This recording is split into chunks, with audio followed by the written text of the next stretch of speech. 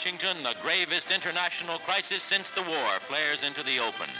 President Truman drives to the Capitol to report to an extraordinary session of both houses of Congress on the growing problems in Greece and Turkey.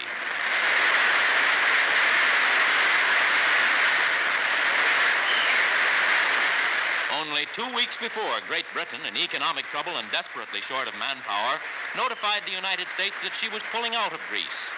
Faced by a complicated situation of world rivalries, President Truman, in dramatic urgency, brings the matter to the attention of Congress and the public.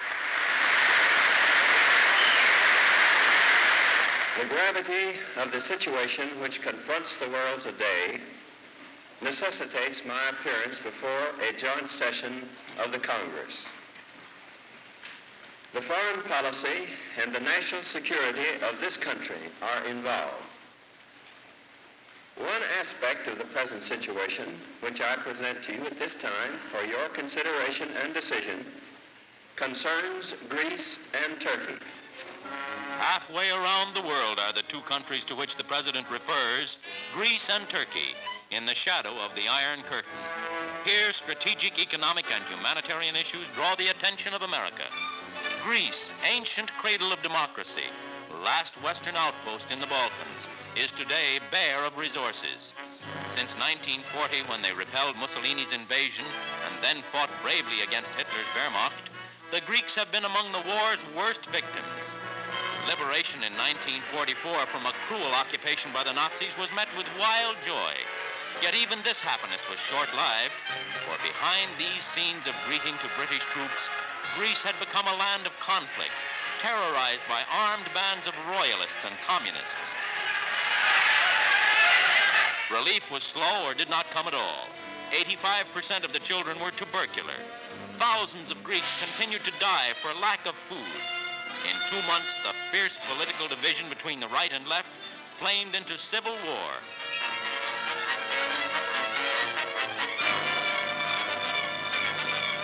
With British military force, an uneasy peace was finally enforced.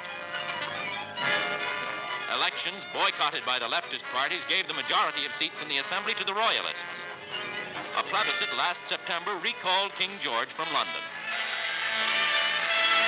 But the King's return brought no end to the difficulties in Greece. Observers claimed that collaborators, profiteers, and corrupt job holders were sheltered behind an indecisive government. Others claimed that behind the communists were terrorists and provocateurs from neighbor states. Above all was the basic poverty of the little country. Thousands looked for garbage to eat. Profiteering on the sale of food and supplies increased the misery. Inflation soared out of control. 100 million drachmas might buy a loaf of bread. With Greece in need of technical and administrative aid, as well as food, money, and military force, demonstrators from the left protested against British occupation. Britain, caught in an economic crisis of her own, is now preparing to pull out. If Greece is blacked out, the Turks may find themselves outflanked.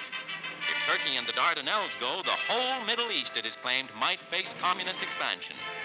For almost 8 years, Turkey has kept an army of 600,000 men on war footing. 60% of her national budget goes to national defense.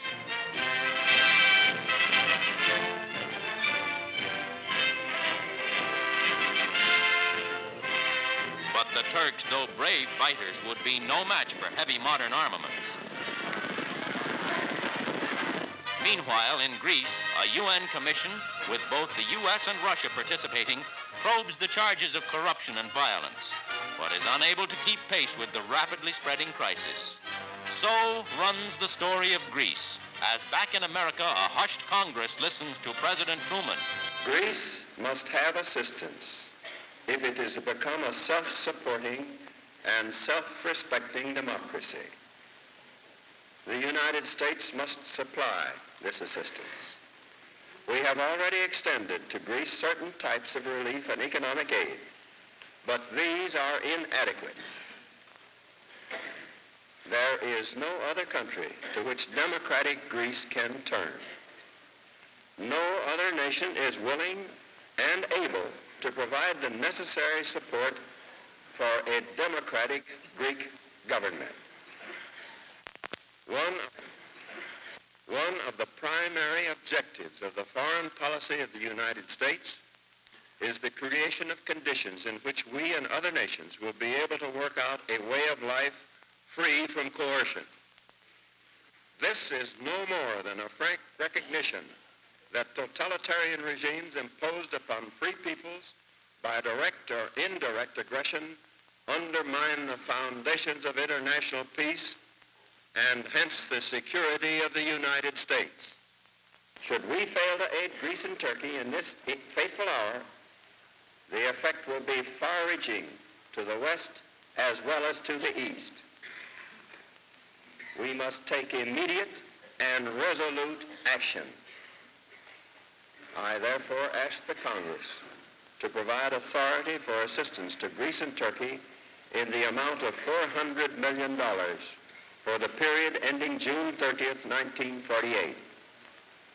In addition to funds, I ask the Congress to authorize the detail of American civilian and military personnel to Greece and Turkey at the request of those countries to assist in the tasks of reconstruction and for the purpose of supervising the use of such financial and material assistance as may be furnished.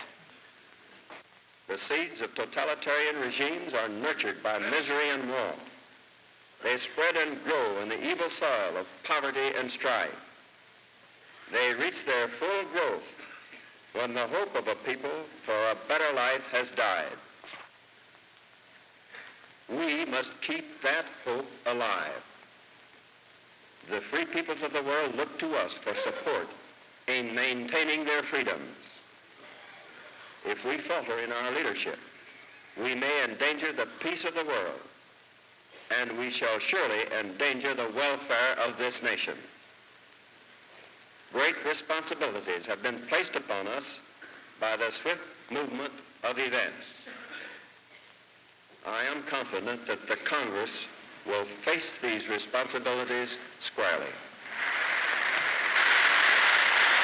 Today, grave issues of international leadership rest upon the Congress. An historic change in U.S. foreign policy toward the maintenance of peace and order may well shape the future destiny of all the peoples of the world.